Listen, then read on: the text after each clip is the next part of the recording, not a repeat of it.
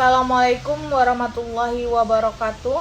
Perkenalkan, nama saya Nina Monika dengan NIM 2110213001 dari kelas Agro A, dosen pengampu Ibu Nuraini Budi Astuti, SPMSI. Baiklah, saya akan menjelaskan materi tentang budidaya tanaman kacang hijau. Kacang hijau merupakan tanaman pangan semusim yang berumur pendek 60 hari, berupa semak yang tumbuh tegak. Alasan saya memilih materi ini karena budidaya tanaman kacang hijau sangat mudah untuk dibudidayakan. Selain manfaatnya yang banyak, juga tanaman ini bisa memberi tambahan pendapat yang cukup besar. Penyuluhan berkomunikasi secara tidak langsung dengan sejumlah sasaran yang banyak, bahkan mungkin tersebar tempat tinggalnya.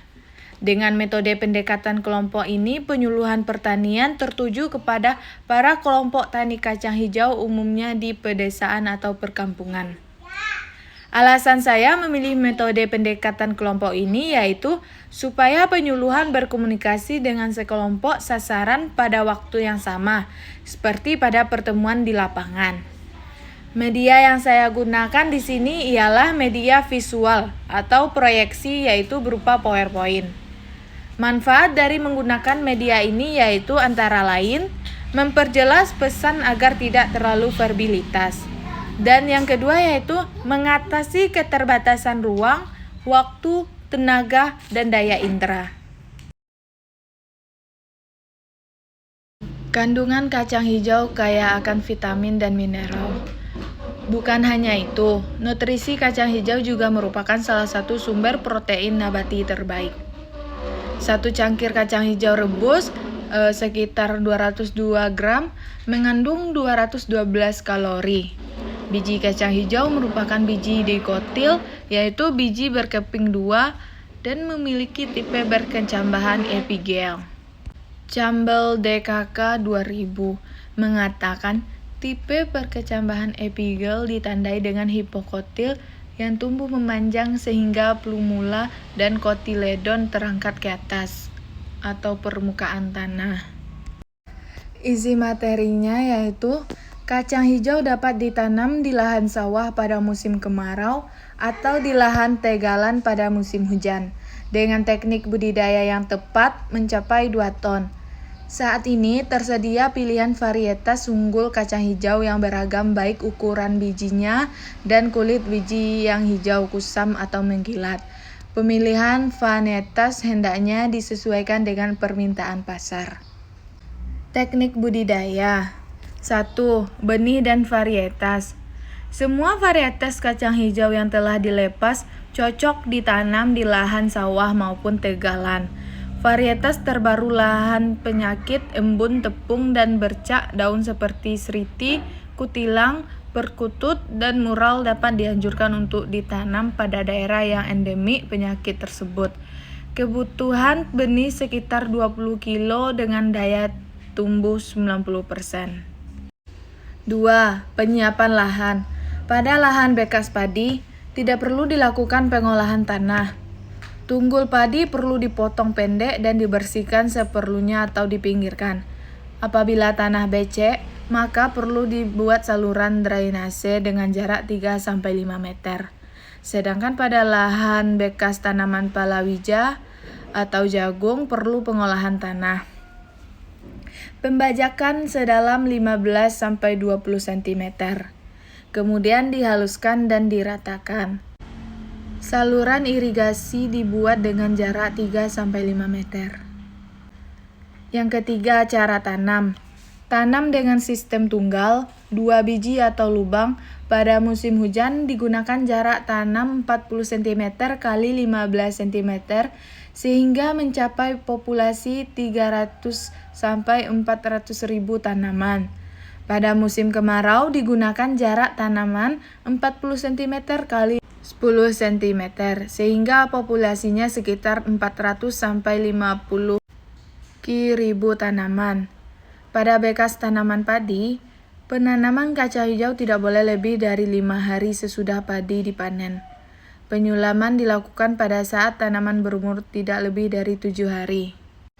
Yang keempat yaitu pemupukan. Untuk lahan yang kurang subur, tanaman dipupuk 45 kilo urea ditambah 45 sampai 90 kilo SP36 ditambah SD kilogram KCI per H yang diberikan pada saat tanaman secara larikan di sisi lubang tanaman sepanjang barisan tanaman.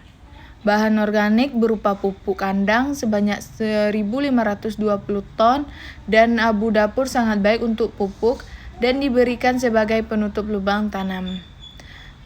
Di lahan sawah bekas padi yang subur, tanaman kancah hijau tidak perlu dipupuk maupun diberi bahan organik. Yang kelima yaitu mulsa jerami. Untuk menekan serangan hama lalat bibit, pertumbuhan gulma dan penguapan air jerami pada sebanyak 5 ton dapat diberikan sebagai mulsa. Penyiangan. Penyiangan dilakukan 2 kali pada saat tanaman berumur 2 dan 4 minggu. Pada daerah yang sukaf mendapatkan tenaga kerja non-efektif seperti lasso, paraquat, daupun, atau goal dengan takaran 1-2 liter yang diberikan 3-4 hari sebelum tanam. Yang ketujuh yaitu pengairan.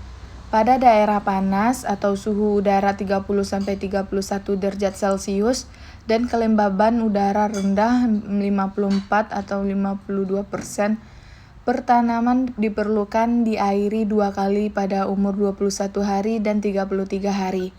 Pada daerah sedang atau 24-26 K dan kelembapan udara sedang hingga tinggi 77-92%. Pengairan cukup diberikan 1 kali pada umur 21 hari atau 38. Yang kedelapan yaitu pengendalian hama.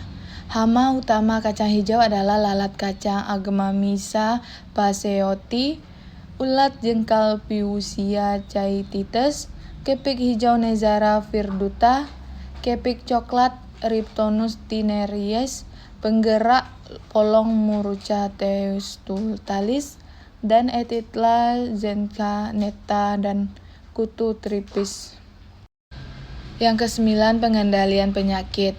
Penyakit utama adalah bercak daun dan busuk batang, embun tepung Erysipeitio poiogoni, dan penyakit purubisnosis gicinesis. Pengendalian dapat dilakukan dengan penyemprotan fungisida seperti benlate, ditane, M45, Baychor, Delsen, Max 700 atau Desonil pada awal serangan dengan dosis 2 gram. 10. Panen dan pasca panen. Panen dilakukan apabila polong sudah berwarna hitam atau coklat. Panen dengan cara dipetik dan polong segera dijemur selama 2-3 hari hingga kujil mudah terbuka. Penutup, demikianlah materi tentang pembudidayaan kacang hijau yang dapat saya sampaikan. Semoga dapat diterima dan dipahami dengan baik, lalu diterapkan sesuai kondisi lahannya masing-masing. Terima kasih. Assalamualaikum warahmatullahi wabarakatuh.